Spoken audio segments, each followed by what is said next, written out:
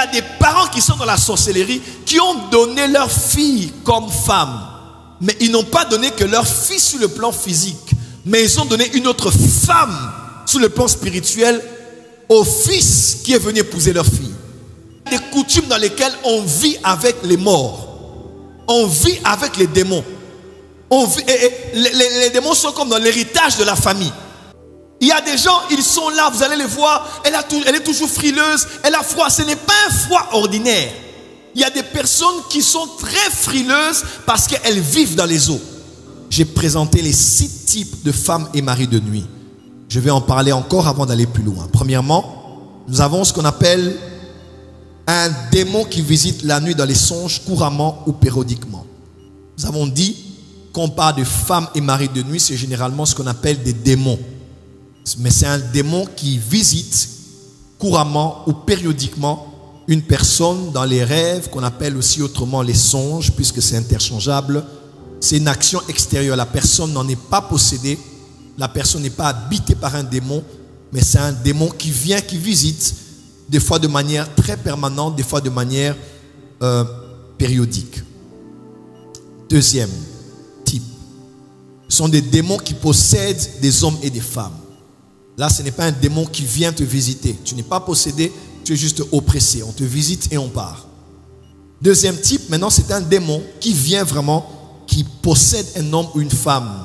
Il fait de sa vie sa résidence, sa demeure, son habitation, sa maison. Et cette action est une action intérieure. Ainsi, quand on fait la délivrance ou ce qu'on appelle service d'exorcisme, il y a des esprits qu'on demande de lâcher puisqu'ils influencent, ils oppressent, n'est-ce pas? Mais on a d'autres qu'on ordonne de sortir puisqu'ils habitent à l'intérieur. Dis avec moi, lâchez, sortez. Mais il y a des esprits qui ne possèdent pas, qui influencent de l'extérieur vers l'intérieur. On ordonne de lâcher prise. Mais on a d'autres, on ordonne de sortir puisqu'ils habitent. Ils sont déjà là et c'est leur maison, c'est leur habitation. Il se peut que ce soit dans cette salle que nous ayons ceux qui sont juste oppressés par des femmes et maris de nuit. Il se peut qu'il y en ait aussi qui sont habités par des femmes et maris de nuit. Habiter, alors, c'est la plus dangereuse des influences des démons, qu'on appelle femmes et maris de nuit, couramment dans notre jargon évangélique. Parce que là, ils habitent en vous. C'est leur maison. Lorsque vous vous déplacez, c'est avec eux que vous vous déplacez. Quand vous êtes encore jeune fille, ils habitent en vous. Quand vous êtes adolescent, adolescente, ils sont en vous. Ou il est en vous. Quand vous êtes fiancé, cet esprit est toujours en vous. Quand vous êtes marié, cet esprit entre dans le mariage officiellement avec vous. Ainsi, plusieurs dans le mariage ont des problèmes sexuels. Plusieurs dans le mariage étaient surexcités à l'extérieur de connaître même le bonheur sexuel, mais à peine entrés dans le mariage, plus de goût, plus d'envie, plus d'attraction, plus d'excitation. Parce que dans le mariage, ils ne vivent pas seuls. Le lit conjugal est déjà souillé, pas parce que l'un des deux a été adultère sur le plan physique, mais parce que sur le plan spirituel, la femme est encore mariée ou l'homme est encore marié. Et cet esprit habite en lui ou cet esprit habite en elle. Ainsi, imaginez-vous à 3 sur le même lit, ce que les esprits sont capables et à même de pouvoir faire pour détruire ce genre de personnes. Amen. Troisième type de femmes et maris de nuit, nous avons dit, ce sont des esprits, ce sont des démons qui viennent, mais uniquement parce que nous sommes en relation avec une personne qui en est possédée. C'est-à-dire, je vis avec un homme, je suis marié, fiancé, ou même, je ne connais pas les choses de la crainte de Dieu, je couche avec un homme, avec une femme, mais c'est lui qui est possédé, c'est elle qui en est possédée. Mais puisque nous couchons ensemble, nous dormons ensemble, nous partageons la relation ensemble, les esprits qui sont dans cette femme sont en train de m'influencer aussi. Quatrième type de femme et mari de nuit. Je ne l'ai pas donné dimanche dernier, je me permets de donner ça aujourd'hui. Je voulais le donner, mais il est un peu très sensible, mais je vais quand même en parler. Ce sont les démons qui sont reçus par un pacte spirituel par un pacte ou une alliance spirituelle, consciemment ou inconsciemment. Femme et mari de nuit, ce sont des démons, ou c'est un démon, mais que l'on reçoit officiellement par un pacte ou une alliance qu'on a faite consciemment ou inconsciemment. J'ai vu des hommes et des femmes, notamment pour notre cas de figure, qu'on doit parler de l'Afrique, pour nous qui venons de l'Afrique, des îles, même ici ça existe, surtout pour nous qui sommes en Afrique, qui procédons par 3 étapes pour le mariage. Nous avons ce qu'on appelle les fiançailles, qu'on appelle la prédot. Nous avons la dot, qu'on appelle le mariage coutumier. Nous avons le mariage civil aussi, 4, excusez-moi, devant l'officier de l'état civil. Et nous avons le mariage, la bénédiction nuptiale au niveau de l'église. Le grand problème souvent dans les cultures dans lesquelles on procède par la dot, c'est que le mariage en soi ne se fait pas, à vrai dire, au niveau de l'église ou au niveau de l'état civil. Le vrai mariage, c'est au niveau des familles, parce que c'est vraiment là que l'on marie.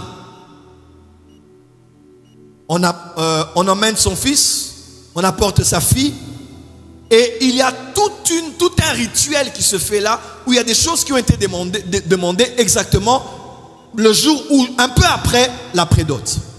Il y a des choses qu'on demande. Il y a la liste de maman, la liste de la famille de papa.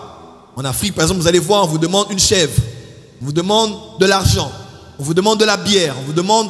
Et toute cette symbolique symbolise quelque chose de la culture du village, de l'homme ou de la femme. Et c'est généralement dans ces cérémonies-là que plusieurs ont eu par transaction des femmes et des maris de nuit. Il y a des parents qui sont dans la sorcellerie, qui ont donné leur fille comme femme, mais ils n'ont pas donné que leur fille sur le plan physique, mais ils ont donné une autre femme sur le plan spirituel au fils qui est venu épouser leur fille.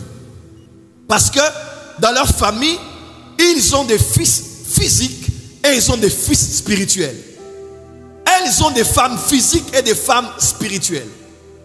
Certains appelaient-les des femmes de nuit, appelaient-les même des djinns. Mais quel que soit le nom qu'on utilise, il y a des coutumes dans lesquelles on vit avec les morts. On vit avec les démons. Les démons sont comme dans l'héritage de la famille. Puisqu'on a épousé chez vous, ce qu'on vous donne, ce n'est pas uniquement la main de notre fille ou de notre fils, mais c'est aussi un homme de la nuit ou une femme de la nuit.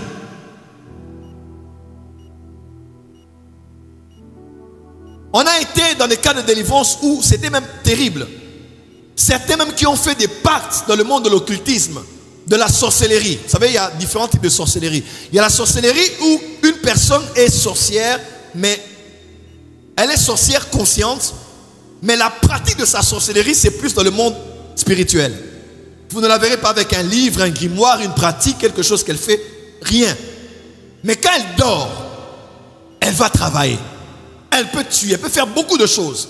Mais sur le plan physique, elle est consciente, elle voit des choses, mais elle ne pratique pas des choses comme des rituels, des choses pareilles.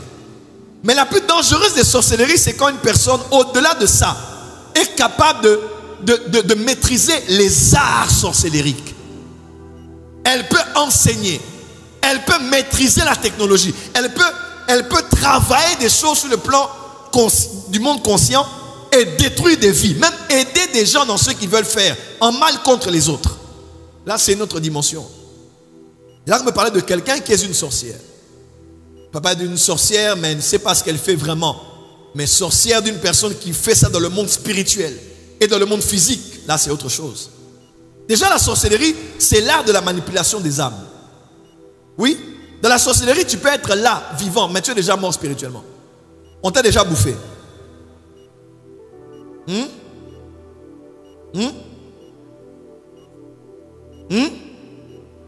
Il y a des gens, ils sont là, vous allez les voir, elle est toujours frileuse, elle a froid. Ce n'est pas un froid ordinaire.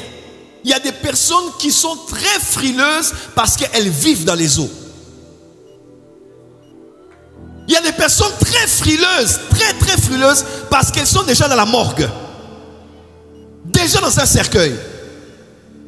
Dans le monde spirituel, tu es déjà mort, tu es déjà morte. Et il y a juste un temps prévu où on va prendre ton âme en entier. Ouais, l'âme, c'est quelque chose. Hein? Dans l'Apocalypse, on parle de Babylone. On parle de ceux qui étaient des marchands des